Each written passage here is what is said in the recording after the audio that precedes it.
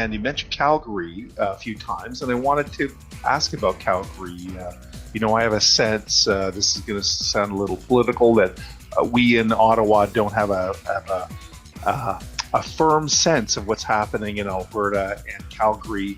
In some recent interviews, I've heard you unfortunately describe the downtown office tower situation in Calgary as desolate, or there's so many buildings that are unoccupied right now. Give us a sense of what's happening in Calgary and maybe the province in general related to the energy sector.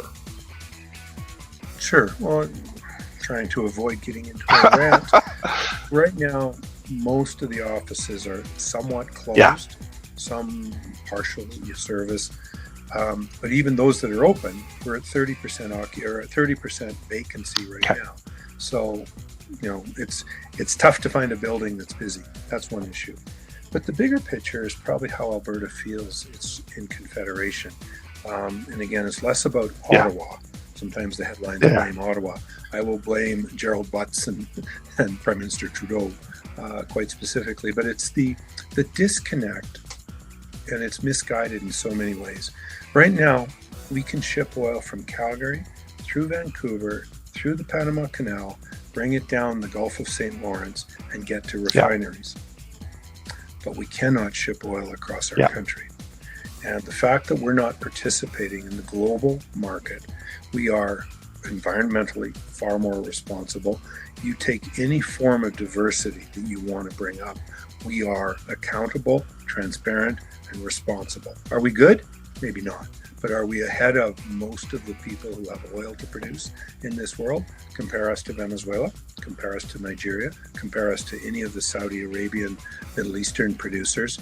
We stand on the shoulders of all of them for environmental compliance, for restoration, reclamation. And again, people will criticize an aspect of everything I just offered. But again, when we compare ourselves to the world, we are far superior. And so the fact that we can't get TMX built, so instead the US is going to rely on Venezuela for its oil supply, run by a corrupt cartel of drug lords, and they're going to supply the oil instead of shipping it from an understood source, environmentally responsible. Our greenhouse gas emissions, whether you believe in greenhouse gases being the issue or not, we are gathering them under control. The rest of the world doesn't care. They just don't care. And so you don't have none of the, call it the protesters. You're not going to see Greenpeace or Sierra or Suzuki show up in Venezuela to complain about what they're doing. They never will. Nothing.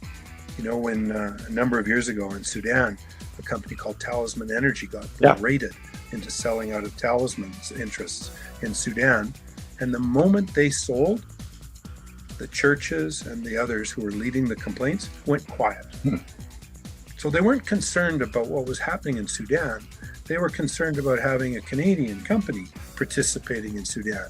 And that falsehood, that hypocrisy is what permeates many of the decisions that are made right now.